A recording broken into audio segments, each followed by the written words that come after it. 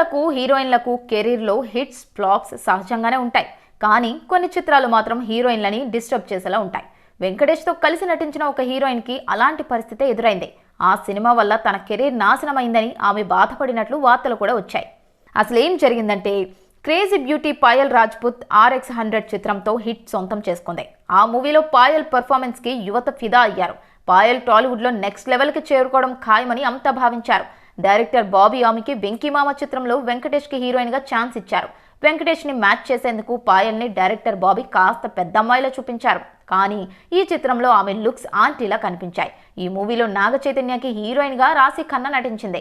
ఆమెను మాత్రం యంగ్ గా చూపించి తనని మాత్రం ఆంటీలా ప్రొజెక్ట్ చేశారు అని పాయల్ సన్నిహితుల వద్ద వాపోయింది.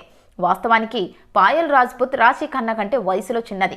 డైరెక్టర్ బాబీ చెప్పింది ఒకటి, చేసింది ఒకటి అని పాయల్ రాజ్పుత్ ఆవేదన వ్యక్తం చేసింది. ఈ చిత్రం వల్ల తన కెరీర్ నాశనమయ్యే పరిస్థితికి వచ్చింది అని సన్నిహితులతో చెప్పినట్లు వార్తలొచ్చాయి. పాయల్ రాజ్పుత్ కి కమర్షియల్ చిత్రాల్లో అవకాశాలు రాలేదు. కానీ కొన్ని బోల్డ్ చిత్రాల్లో మాత్రం ఆఫర్స్ వస్తున్నాయి.